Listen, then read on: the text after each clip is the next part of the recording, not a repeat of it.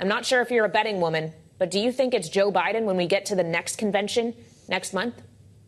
I do not. I will also say that I think President Biden needs to recall that George Washington was lauded and remains to be sort of honored for the fact that he stepped away from power. I know he did it after 2 terms, but he had people pleading with him to stay for 3.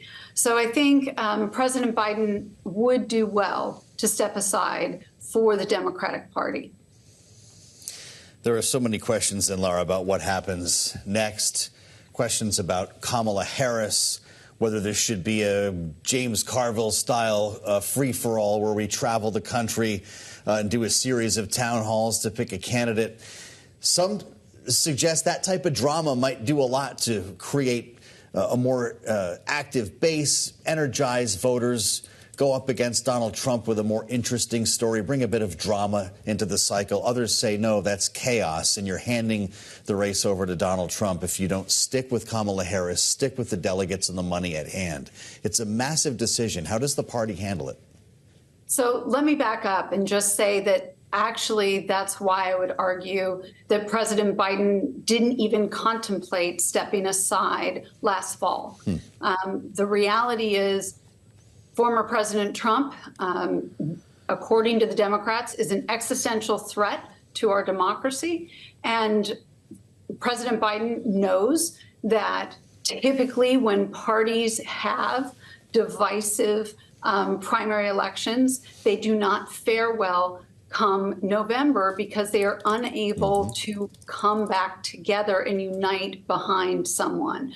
It's clear that President Biden has said to himself, I'm the only one who has bested Donald Trump, and therefore I'm probably the only one who can again beat him. Unfortunately, that is not the perception that most of the voters have at this point, given the stamina and energy and sort of enthusiasm that President Biden has been prosecuting this case against Donald Trump.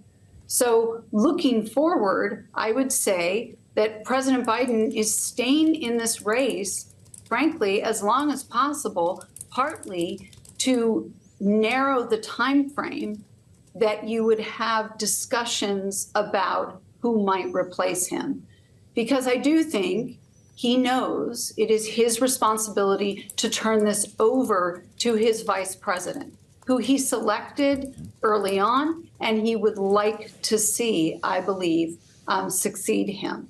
But what that means is there has to be unity that that is the solution, logistically and also coalitionally. And what is happening right now, and what's been happening over the last 3 weeks, is that Vice President Harris has been able to go out there and make more of a case every day that she is the right person to take the campaign to former President Trump. Well, on the subject of the former president, of course, he spoke for a long time during his speech at the RNC last night. It was more than an hour and a half long, but he began by reflecting on the failed assassination attempt this past weekend. Here's a little taste.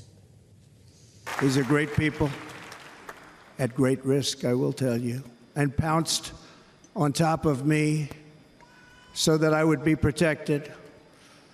There was blood pouring everywhere, and yet, in a certain way, I felt very safe because I had God on my side.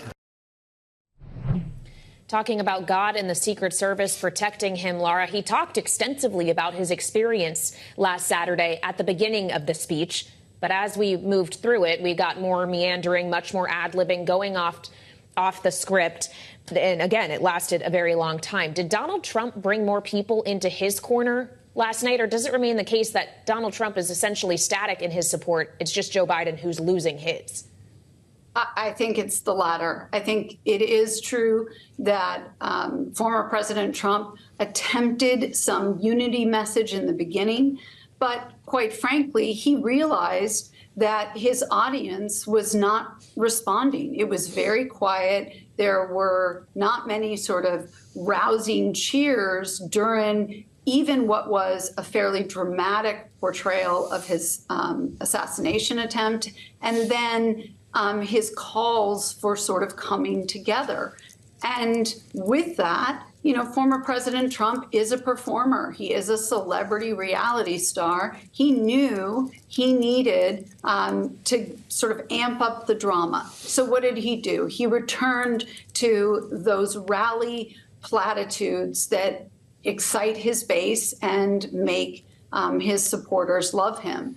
That doesn't help him expand sort of his coalition. And certainly it turns off anyone who maybe isn't already with him or wasn't already in the hall.